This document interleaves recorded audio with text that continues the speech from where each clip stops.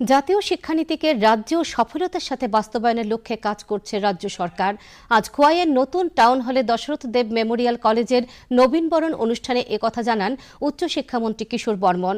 মন্ত্রী জানান, বিগত সরকারের আমলে বিভিন্ন পরিকাঠামোগত ঘাটতি ছিল, সেই ঘাটতিগুলো পূরণ করে জাতীয় শিক্ষানীতিকে বাস্তবায়নের লক্ষ্যে কাজ করছে সরকার।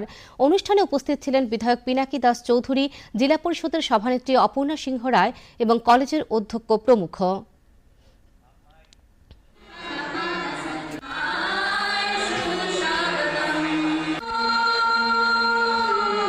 বিশেষ করে জাতীয় শিক্ষা নীতি আসার পর আমাদের কাছে একটা বড় চ্যালেঞ্জ হচ্ছে যে জাতীয় শিক্ষানীতির 100% ইমপ্লিমেন্ট করা।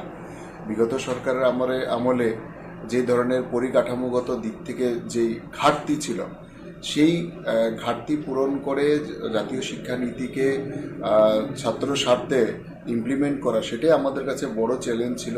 কিন্তু তারপরও সেখানকার যারা ফ্যাকাল্টিরা আছেন তারা এখন আমাদের এই শিক্ষানীতিকে অনেকটাই সফল হয়েছেন।